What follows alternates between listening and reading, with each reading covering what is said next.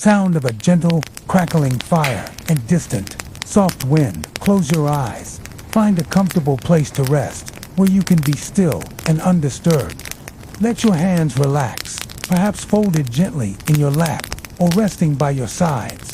Just take a moment now to let your body grow still.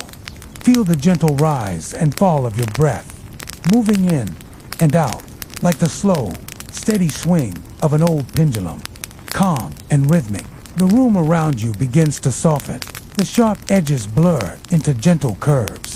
The world grows quieter, as if the hustle and bustle of the day have finally faded, and only a profound peace remains. Allow your shoulders to drop and relax. Let your hands rest loosely, without tension. Let your eyes grow heavy, simply listening to the sound of my voice. Each word is another gentle turn of a clock's hand, measured, soothing, unhurried. Another world. Our story tonight begins in a monastery hidden deep in the green folds of the English countryside, a place older than most maps, older perhaps than the memory of sound itself. They called it St. Alaric's Abbey, though few remembered who St. Alaric truly was. Its walls were made of cold silver-gray stone, smoothed by centuries of wind and patient prayer. Soft, velvety moss grew in the cracks, and the bells, the bells that once marked the hours, had long since fallen silent. Only one man still tended the heart of that ancient place, Brother Alden, a quiet monk with hands that trembled not from age, but from a deep and gentle reverence for his work. By the soft glow of candlelight, he worked among the cogs and wheels of brass, the whisper of metal on metal, as delicate as the turning of a thought. He was the Abbey's clockmaker, though the clock he was building had not yet come to life. For years he had gathered the pieces, a wheel from a forgotten corner, a spring shaped by endless patience and prayer. It was said that the very first mechanical clocks were born in monasteries, just like this one, crafted not to measure time, but to sanctify it, to remind the brothers when to sing, when to pray, and when to rest. But in St. Alaric's Abbey, time itself seemed to have forgotten how to move.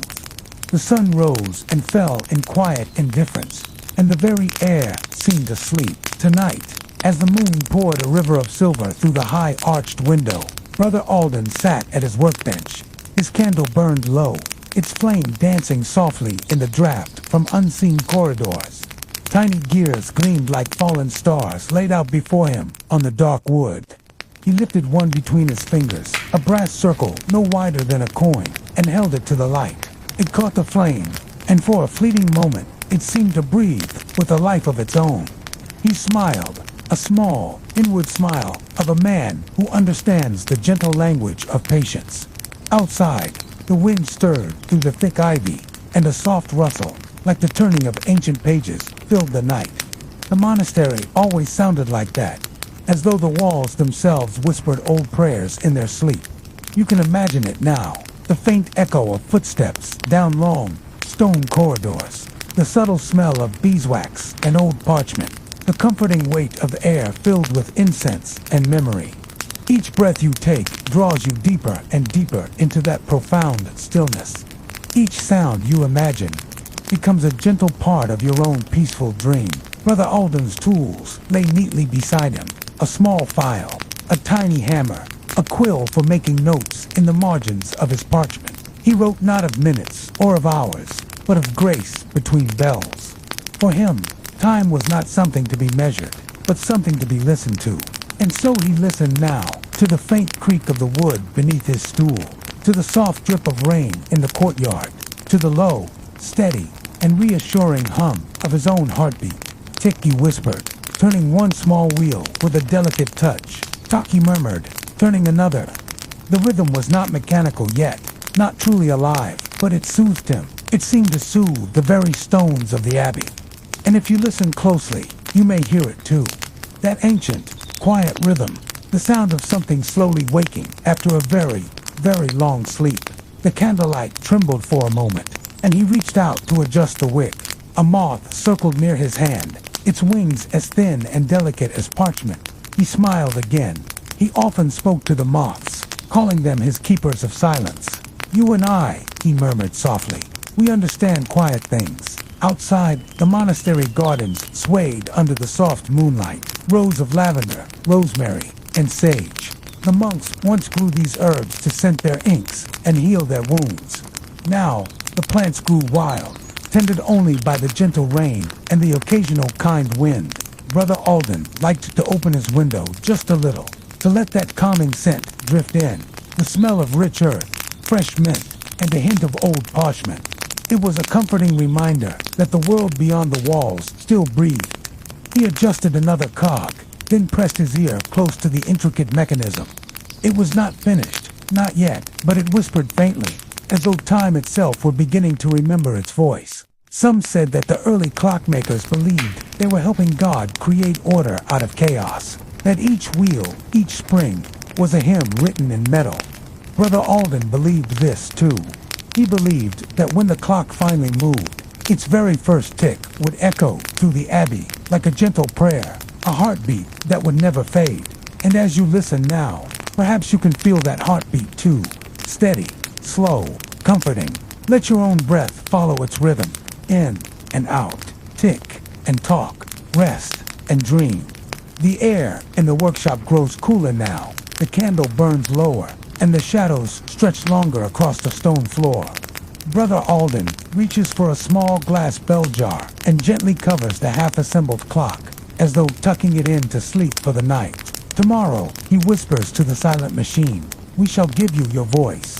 He blows out the candle, and the flame fades with a soft, final sigh. For a moment, the darkness hums with a deep peace, not an emptiness, but a gentle, reassuring presence. And somewhere deep in the ancient Abbey, as if answering that profound silence, a single bell stirs, just one faint, clear chime, as though the monastery itself had taken a single, dreaming breath. Sleep well. Thank you for listening. If you enjoyed this story, please consider liking and subscribing for more peaceful journeys into the night. Sweet dreams. The faint echo of that single bell drifted through the Abbey corridors, curling around pillars and gliding down the spiral staircases like mist. It reached the cloisters, the gardens, and finally, the sleeping quarters, where empty beds stood like patient ghosts.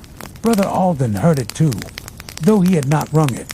He smiled in the dark, eyes closed, listening. Perhaps, he thought, the Abbey remembers me. He folded his hands, feeling the smooth, worn beads of his wooden rosary. Each bead carried a whisper of prayer, not loud, not demanding, but soft, like wind through grass. Outside, the night deepened. A full moon glowed above the Abbey tower, silver light spilling through the window slits, painting gentle bars across the stone floor. A moth rested upon one of those pale beams, its wings unmoving, as if it too had fallen into sleep. Brother Alden's breathing slowed. He leaned back against the cold wall, feeling the heartbeat of the building itself. Centuries of quiet, layered upon one another like veils of silk. In his dreams, the gears turned without touch. Wheels moved in perfect harmony, each one catching the light like tiny suns. The sound was not mechanical now, but musical, a soft chime that spread through water and air and thought. He dreamed of monks long gone, walking through the halls with lamps in their hands. Faces gentle, their robes whispering over the flagstones. They were not ghosts, but memories woven into the Abbey's breath. One of them, a tall, bearded monk with kind eyes, stopped beside him in the dream. He spoke in a voice so soft, it could have been wind through glass. "You listen well, brother," the figure said. "Time has not forgotten you." When Brother Alden awoke, dawn was just beginning to pale the sky. A chill lingered in the room, and yet there was a new warmth inside him, a sense of something waiting to unfold. He rose quietly, slipped his sandals on, and walked toward the open courtyard. The cobblestones were damp with dew. The gardens shimmered faintly, each leaf holding a drop of silver morning. A lark sang from the bell tower. Its voice, bright and small, filled the air with promise. The world was stirring, but gently, as though still wrapped in sleep's soft cloak. Brother Alden knelt by the fountain. The water there had run since the Abbey's founding, fed by an underground spring. In the early centuries, monks believed its waters were blessed, that they carried the memory of every prayer